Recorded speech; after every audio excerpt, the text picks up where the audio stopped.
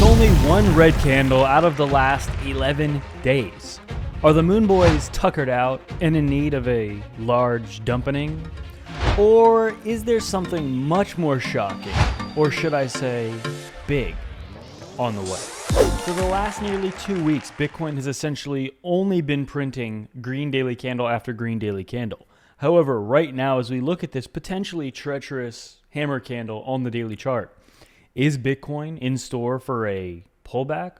Or in fact, is this potentially setting us up for a bear trap bigger than anything that we've ever seen? So if you're prepared to buy the dump, but also ready to ride the bust, hit that like, hit that subscribe, sign up to Femex below if you want to buy Bitcoin or altcoins.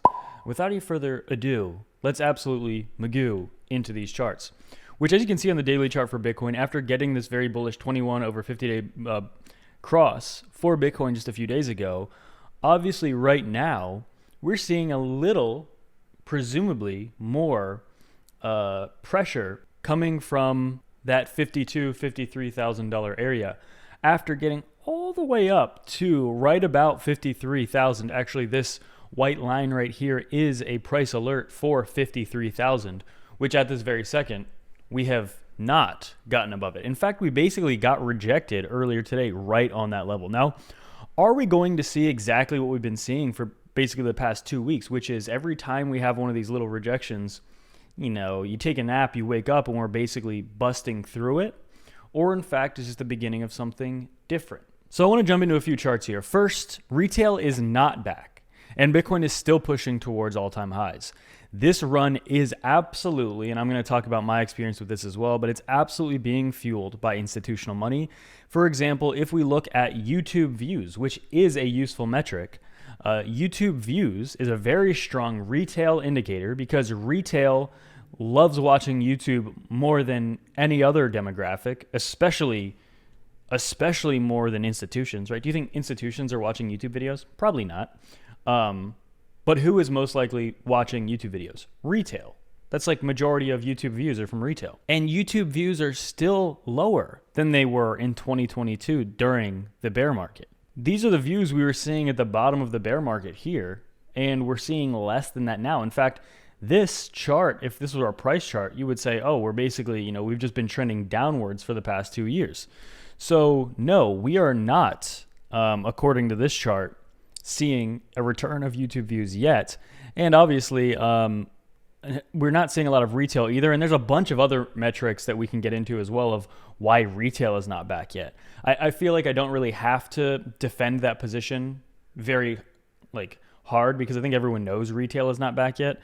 But yeah, we can explore a few more metrics to further validate that. But what people also need to understand, according to Satoshi Flipper, is that those who are buying these spot ETFs are not doing it so they can actively trade.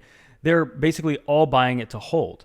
Do you think these billion-dollar investors or institutional clients are, you know, scooping up these ETFs so they can trade them by next week or something? No, absolutely. I do not believe that's the case whatsoever. In fact, we cover yesterday how majority of people are just holding Bitcoin. What is it, like well over 50, 60, 70% of Bitcoin has not moved in like 6+ months. People are holding onto their Bitcoin. In fact, also leverage positions, leverage positions are basically non-existent compared to how big they were at the top in 2021. Most of this buying pressure, if not not all of it, but basically almost all of it, is spot buying Bitcoin, which is traditionally bullish. The last time that we were at 50,000 US dollars, the last time we were at 50K, there was way more leverage in the system. Compared to now, if we compare where we are now to then, we basically have no leverage in the system, which is further proof, in my opinion, that we are, you know, slowly going to grind higher here. BlackRock and Fidelity now hold almost 200,000 Bitcoin, worth over $10 billion in their spot ETFs. BlackRock and Fidelity hold more Bitcoin than MicroStrategy, and that's been the case now for a couple of days. The number of Bitcoin purchased daily by the ETFs yesterday, the numbers came in around almost 7,000. So basically, you know, for 3 days in a row, we had over 10,000. Now there's a slight slowdown, But yeah, maybe a little pit stop. And this, we're going to jump into potentially, could we see a little bit of a pullback in the price or not? British HODL as a $1 million Bitcoin is about a $21 trillion market cap. Based on the Bank of America bull market multiple, it would require less than $200 billion injected into the market to get there, or about $350 million per trading session worth of Bitcoin buying for 2 years straight. And that's also assuming that the bull market multiplier does not increase, which he says he thinks it will as more people hold Bitcoin. And if you take the last 4 to 5 days of net inflows and account for selling of maybe 30% more than the daily mine supply, after all the selling sludge has been eaten up, you're looking at a price building to 301,000 before the halving, which would be insane, to $603,000 after the halving. This is 350 million trying to buy 585 to 1,000 Bitcoin per day. So basically, I mean, my question, maybe for anyone watching, is do you think we will breach the all-time high for Bitcoin before the Bitcoin halving, which is in roughly 2 months? If the buying pressure that we've seen this week continues, I think absolutely yes. The only thing is, like, I don't know if that buying pressure will continue. I guess nobody really does know if the buying pressure will continue, but it looks good. We have a chance here, right? According to the 2-month Bitcoin chart and the stochastic RSI, it seems that we repeat history again. We were at the exact same point in the last cycle, and if history repeats further, we should see the following price action. Push until all-time high close, which is around $62,000 per Bitcoin. Then a retrace maybe to the low 40,000s. Breakout in May of 2024 to an all-time high, cycle top between September 2024 to May 2025, if history basically just repeats. And again, these ETFs kind of throw a different dynamic into the market that gives us a fundamental reason why it might not exactly repeat. And realistically, it shouldn't exactly repeat because there's such a fundamental difference with these ETFs now that, my opinion, I think it's kind of silly to say we'll do exactly what we did in the past. And remember, the $100,000 price target that everyone was talking about in the last bull market that didn't happen was also based on history. So we didn't hit 100,000. So even though these cycles are very cyclical, they're very repetitive, and they kind of pretty much do almost the same thing every 4 years. It's not guaranteed whatsoever, and we've already seen some type of divergence in the past. And if we hadn't seen divergence, then we would have hit $100,000 per Bitcoin, and things would have been more predictable. But I don't think anything is 100% predictable like that. I think history does rhyme, but it doesn't repeat, right? It's the age-old phrase. Bitcoin has one final pre-halving retrace left. Historically, it tends to occur only a few weeks before the halving. So again, another case for maybe having a pullback before the halving in about 60 days. Will we? I don't know. His target here is potentially pulling back to the low 40,000s. Again, my opinion on this is that the change that we've seen, the dynamic change in the market because of the Bitcoin spot ETFs, combined with the fact that really the large dump we had leading up to the last bull market was largely an unpredictable event, right, in March of 2020 because of the what happened around the world. It's really hard to say. Nobody can say for sure, but one thing that will happen is that if we get a pullback, everybody's saying that we were going to get a pullback before the halving will be reposting all of their old tweets. And if we don't get one, and let's say we're at $70,000, $80,000 at the halving, and we're at a new all-time high before the halving, then everybody that was saying that will be reposting their tweets, right? So at the end of the day, someone's going to be right. You throw out enough predictions, there's going to be somebody that comes out looking like a genius. On-Chain College also pointing out that Bitcoin market extremes indicator, and if we zoom in here, this is just also highlighting the MVRV compared with Bitcoin price, and basically we're nowhere near the top. Matthew Hyland also highlighting that Bitcoin has never closed a weekly candle above the 0.618 retrace prior to the halving from cycle top to low in its history. This can change this Sunday. So that's actually extremely big. That's right here. This can change if we close basically where we are right now. Give or take even a couple $1,000s, we could go down and that would still be valid. Kevin Svensson also highlighting, and he's been so accurate with so much of this, these parabolas and basically predicting price action, sideways action before continuation is not just possible, it's very likely. It's never just in a straight line. So what he's just making the case for here is, maybe we have maybe a little pump sideways, maybe a little dump, whatever, come back down to 48, 47,000, something like that, and then continue this parabolic trend. Makes sense. That's absolutely more in line with how the market moves than any other piece of data, right? If MicroStrategy makes it to the S&P 500, because this is a talking point I've seen a lot of, I think someone tweeted it yesterday and now all of a sudden everyone's talking about it, MicroStrategy potentially being added to the S&P 500. Over 12 trillion in passively managed funds track the S&P 500. Since allocation is weighted by market cap, the bigger that MicroStrategy gets, the more Bitcoin they can acquire.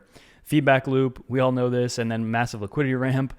Basically, he's saying the math is kind of crazy. At $41 billion of market cap, MicroStrategy would be 0.1% of the index, which would rake in about $12 billion in passive capital allocation, 4x the total net inflows of all Bitcoin ETFs combined.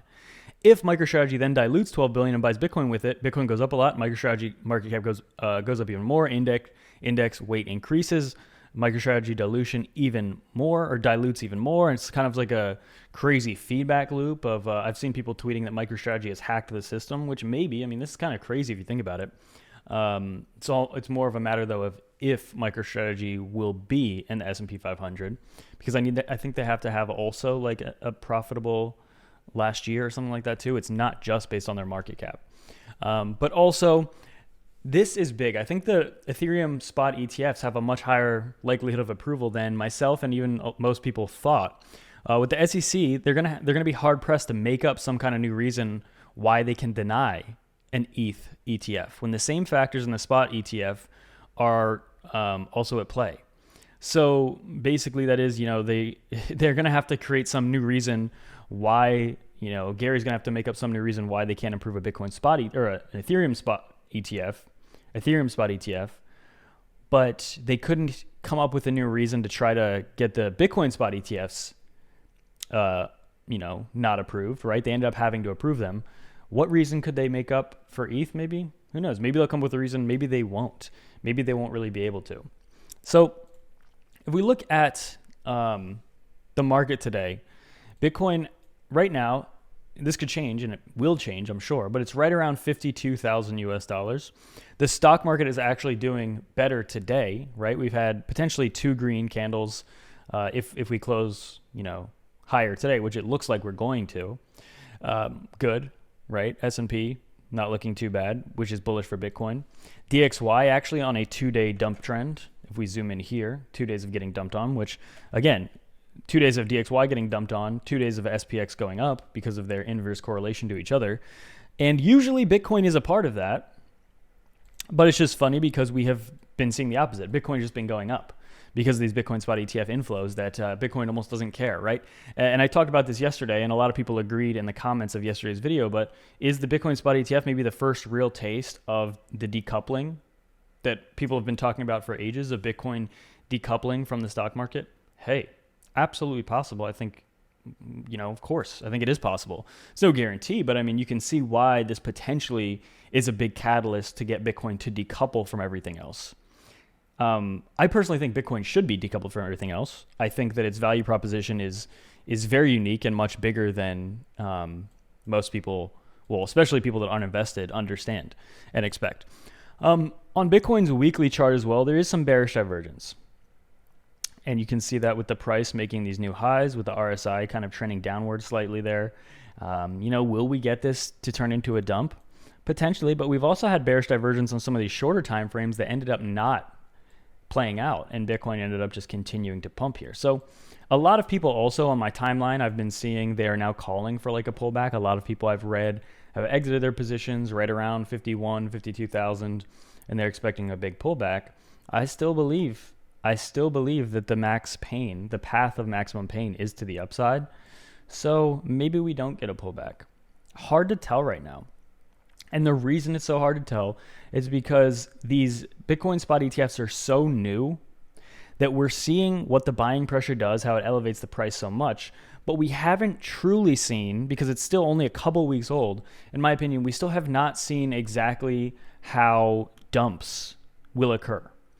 We know how dumps happen in a bull market for Bitcoin in the past, leading up to the, every year except for the last month. We know exactly how that plays out. But the Bitcoin spot ETFs, will that change the dynamic a little bit in a bull market? You know, say we enter a massive bear market. Absolutely. We'll probably get massive dumps. And I think we probably have an idea of that, how that plays out, right? But I'm just saying, in a bull market with the Bitcoin spot ETFs, what do real pullbacks look like right now? Because if we look at these charts, real pullbacks don't look that bad if these are the real pullbacks, right? This is the first pullback, the only pullback we've had since the Bitcoin spot ETFs occurred. And top to bottom, very top to very bottom, it was a 20% drop that was bought up and reversed completely very quickly.